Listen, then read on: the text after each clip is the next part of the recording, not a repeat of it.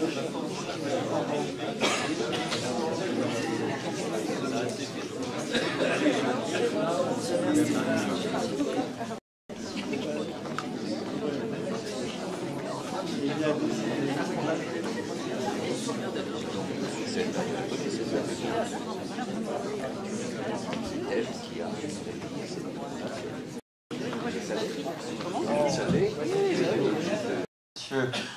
l'ambassadeur auprès de l'UNESCO et Madame l'adjointe au maire.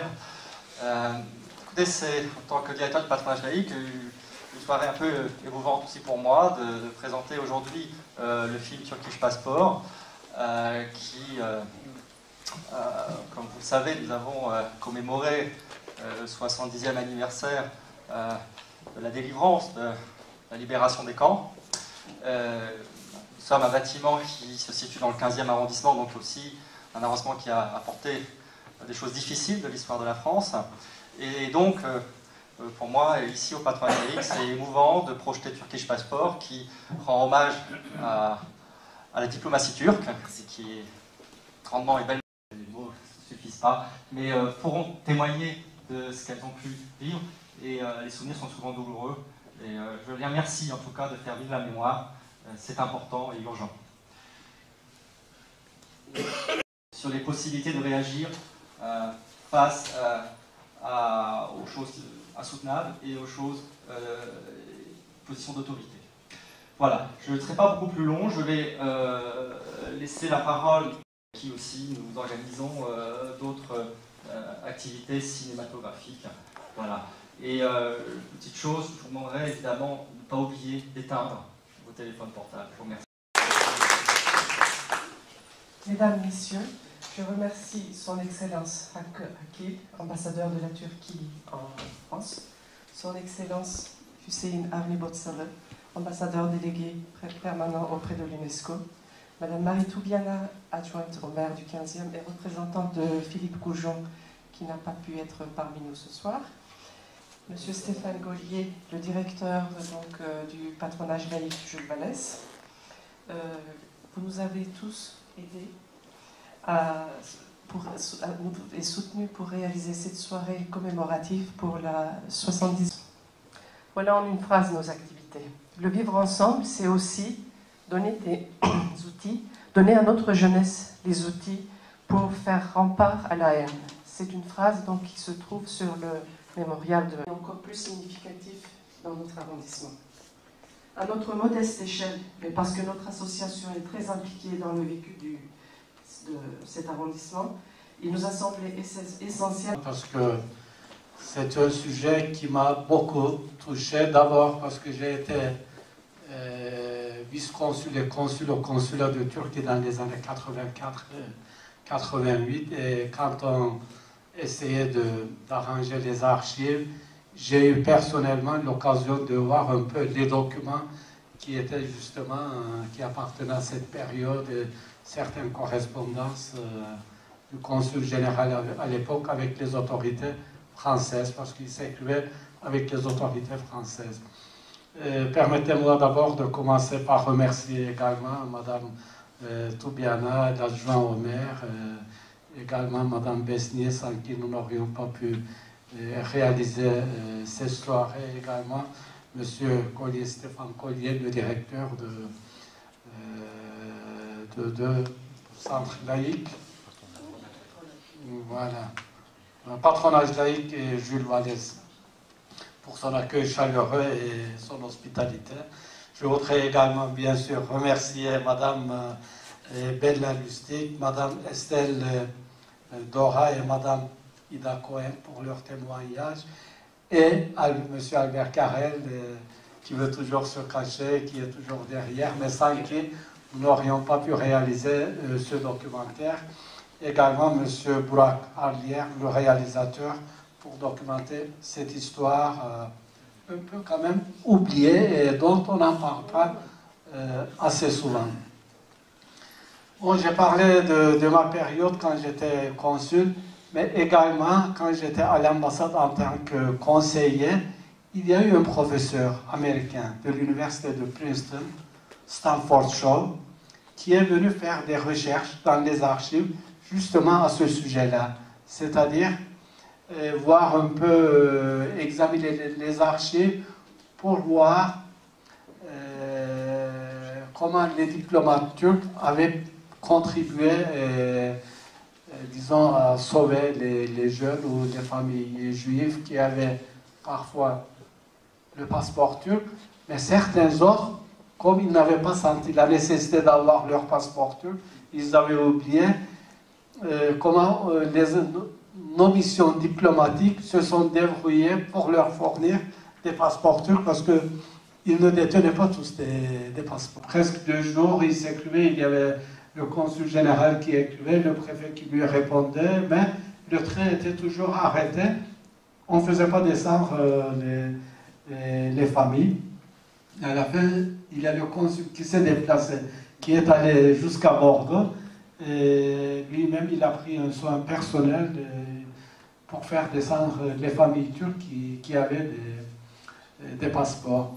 Et un autre, peut-être, sujet qui n'est pas très bien connu, comme je disais tout à l'heure, il y avait plein de familles qui n'avaient plus leur passeport. Donc, parfois, il fallait inventer des histoires, ou il fallait trouver...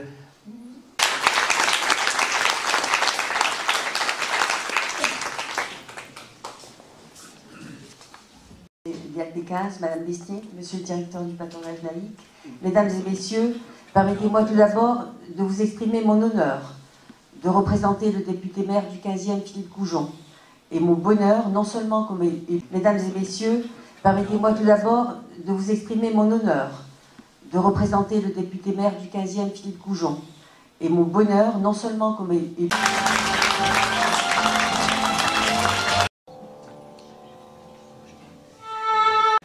Nous avons retrouvé la même émotion devant ces steppes enneigées. Et effectivement, nous avons été aussi toute une nuit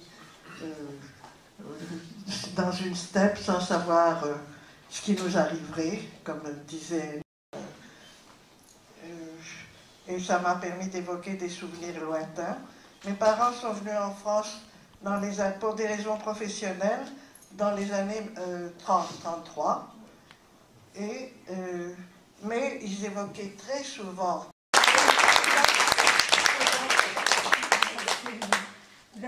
pour voir ce témoignage extraordinaire. Contrairement à Estelle, moi j'ai porté l'étoile parce que j'habitais dans un quartier où il y avait très peu de juifs qui étaient dans le premier, bien que toute ma famille et mes parents étaient dans le 11e qui était le quartier des juifs turcs. Et mon père nous avait déclaré, ils ne portaient pas l'étoile eux, mais moi je l'avais, non pas dans mon quartier, mais lorsque mon père allait voir toute sa famille, parce qu'il avait ce besoin de se ressourcer dans le quartier du 11e, où il y a eu la première rafle en août 41, il m'obligeait à changer de manteau dans le métro, à Chaussée d'Antin. Donc j'avais toujours un petit manteau en velours bleu, sur lequel j'avais l'étoile jaune. Et lorsque je quittais Voltaire, à Chaussée d'Antin, je remettais mon autre manteau qui était gris, et je Istanbul en 1930, il n'a pas fait le service militaire, donc il n'a pas été reconnu. Et malheureusement, il n'a pas pu partir avec nous.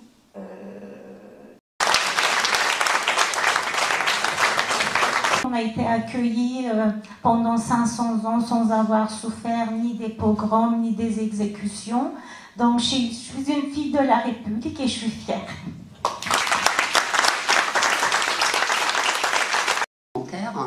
Qui est extraordinaire. Je ne connaissais pas cette partie de l'histoire. Sincèrement, moi je ne connais pas. C'est pour ça que je suis fière d'être là. Et je ne sais pas, le réalisateur n'est pas là, mais j'aurais... Parce que en même temps, c'est un film de mémoire, mais c'est un film de l'espoir. La possibilité de travailler à Istanbul pendant ces années-là. Donc tout naturellement, nous sommes revenus en France, où nous avions quand même nos racines. Et tout autant que nous sommes, là vraiment, nous ne pouvons que répéter à quel point nous sommes conscients et nous sommes reconnaissants de ce que la Turquie a fait pour nous, et nous savons très très bien ce que la Turquie a fait pour nous.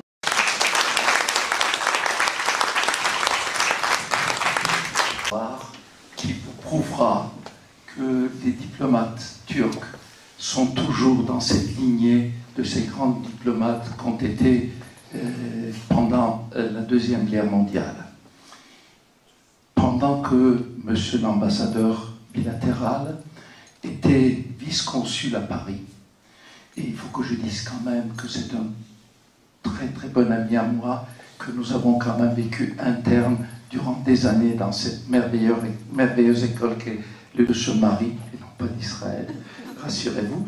Et elle est venue me voir en disant, apparemment tu connais bien le vice-consul, est-ce que tu pourrais lui dire que j'ai perdu mon passeport et qu'il me fasse les papiers nécessaires? J'ai dit, c'est un ami, je ne trahis personne, surtout pas un ami. Donc je suis allé voir avec cette dame Hakkakil, qui a immédiatement arrangé son passeport. Effectivement, c'était pas la Deuxième Guerre mondiale, mais cette tradition continue dans la diplomatie turque. Merci à vous. En ce qui concerne le film, je crois que l'historien américain, j'ai oublié le nom, il a dit quelque chose sur le caractère turc. Il a dit que les Turcs, à cause de leur caractère, ne veulent pas trop parler de ça, qu'il y ait une reconnaissance. Ils ne demandent pas pour une reconnaissance. Bon, nous n'avons pas fait des efforts pour passer ce film, que ce soit sur les chaînes de télévision françaises, Arte ou autres, parce qu'on ne voulait pas faire de la propagande ou se vanter ou attendre une certaine reconnaissance. Bon, on l'a fait parce que c'était humain, et puis bon, on ne veut pas maintenant passer ce film 10 fois sur telle ou telle chaîne pour dire... parce que dans notre culture en Orient, ce genre de choses ne se fait pas beaucoup. Peut-être c'est quelque chose de négatif, mais ça fait partie de notre caractère. Mais vous avez raison, en fait, il faut que ce film puisse passer sur certaines chaînes de télévision pour que les gens... De politique générale du ministère des Affaires étrangères turc, pour faire ça. Ce sont des diplomates qui ont pris l'initiative de faire sortir les Turcs juifs ou les Juifs turcs. Ils l'ont fait.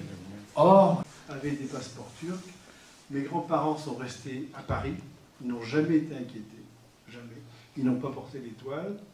Je ne sais pas si sur leur papier il y avait marqué juif. Mon père a été dans un camp, mais un camp d'étrangers en situation irrégulière. Quant à ma mère... Non, puisqu'il n'a jamais été déporté. Nous avions décidé, mes parents avaient décidé en 1944 de retourner en Turquie, du moins ma mère et moi, mes cousins et leur mère, parce qu'on pensait que ça allait devenir très difficile en France. On est parti, on ignorait complètement que la Turquie avait déclaré la guerre à l'Allemagne au dernier moment. On l'ignorait. On est parti, on était dans les Basses-Pyrénées, on était à Pau. On est parti le 5 juin 1944. Ça va faire comme un puzzle peut-être, et j'arriverai à reconstituer. Mais c'est vrai que je me rends compte avec ce film, c'est une nécessité absolue d'écrire.